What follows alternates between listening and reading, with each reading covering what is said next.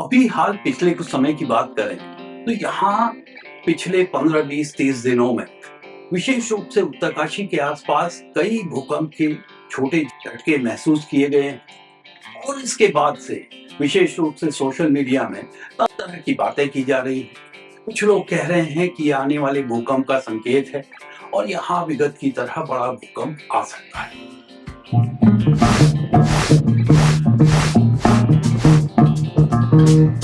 अभी हाल पिछले कुछ समय की बात करें तो यहाँ पिछले 15, 20, 30 दिनों में विशेष रूप से उत्तरकाशी के आसपास कई भूकंप के छोटे झटके महसूस किए गए हैं।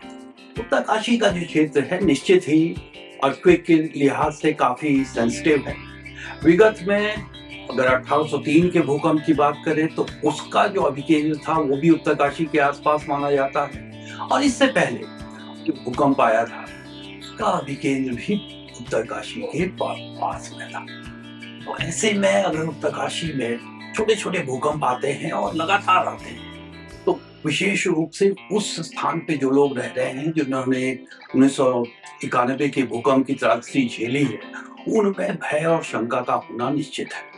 परंतु साथ ही हम सभी जानते हैं कि किसी भी बड़े भूकंप से पहले छोटे भूकंपों का आना सामान्य बात है, जिन्हें हम फोरशॉक्स बोलते हैं।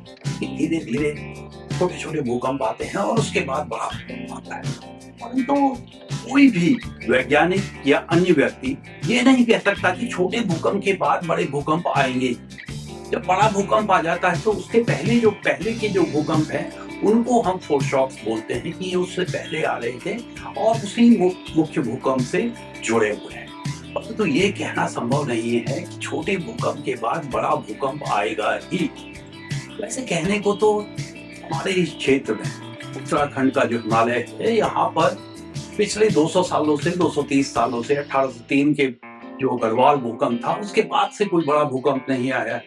तो वैज्ञानिकों का मानना है कि अगला बड़ा भूकंप इस क्षेत्र में आ सकता है, क्योंकि हमारा जो ये क्षेत्र है ये दो बड़े भूकंप के जो अभिकेंद्र है 1905 का कांगड़ा भूकंप और 1934 का बिहार नेपाल बॉर्डर पे जो बड़ा अर्थक्वेक आया था उसके बीच में स्थित है, जिसे हम या वैज्ञानिक सिस्मिक गैप बोलते हैं। यहाँ पर पिछले 200-235 सालों से कोई बड़ा भूकंप नहीं है।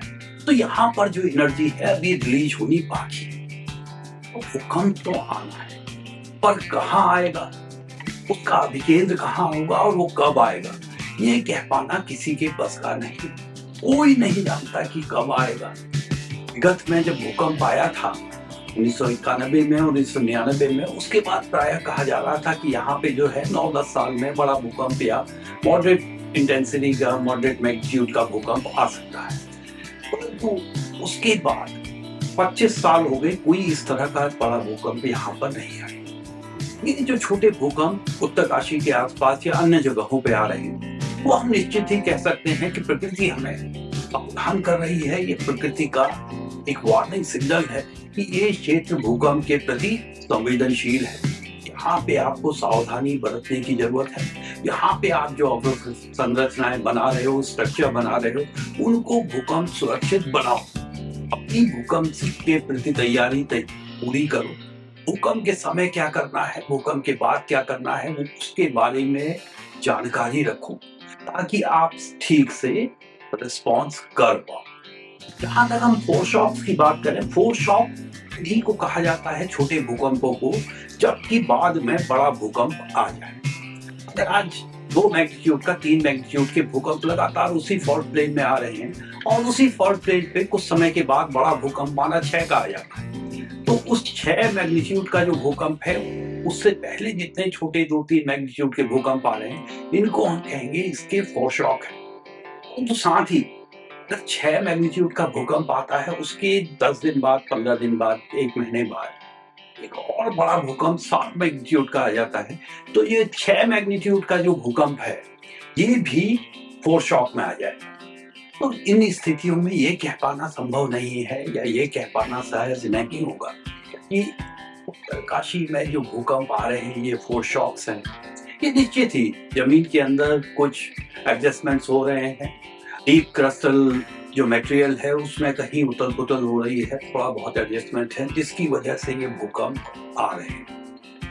थोड़े समय के बाद हो सकता है ये सब गतिविधियां समाप्त हो जाएं जैसे ही एडजस्टमेंट्स पूरे होते हैं। हम इस क्षेत्र में रह रहे हैं जिसमें कैट में रह रहे हैं, यहाँ पर भूकंप का आना एक सत्य है। तो हमें तैयार रहने की जरूरत है, अपनी तैयारियों को परखने की जरूरत है। कई बार भूकंप बहुत लंबी समयावधि के बाद आते हैं तो भूकंप के बारे में हम भूल जाते हैं, बाकी आपदाओं के बारे में हम सोचते रहते हैं, उसके बारे में हमको लगता है कि जानकारी होनी चाहिए, बचने के लिए क्या करें क्या ना करें, परंतु भूकंप को हम प्रायः भूल जाते हैं, जिसे हम फेडिंग इफेक्ट बायस भी बोलते हैं, जिसकी वजह से हम पूरी चीजों को भूल जाते हैं। हमें याद रखने की जरूरत है कि हमारा क्षेत्र भूकंप के प्रति संवेदनशील है। आपको जरूरत है अपने घर की भूकंप सुरक्षा का आकलन करवाने की, उसकी रेट्रोफिटिंग करवाने की। आप दोनों तरह की रेट्रोफिटिंग करा सकते हैं, स्ट्रक्चरल भी, नॉन स्ट्रक्चरल भी। और उसी के साथ साथ अपने घर का बीमा जरूर करवाइए। और अगर आपने घर का बीमा करवाया है ये सुनिश्चित कर लें कहीं आपका ये बीमा केवल आग और चोरी के लिए ना हो, उसमें आपदा के लिए बीमा होना जरूरी है। अगर आपको यहाँ बताई गई बातें, की गई चर्चा अच्छी लग रही है, चैनल को सब्सक्राइब जरूर कीजिए, क्योंकि आपका सब्सक्रिप्शन और आपका सपोर्ट और आपका उत्साहवर्धन है, जिससे प्रेरणा मिलती है कि हम ये काम आगे करते रहें।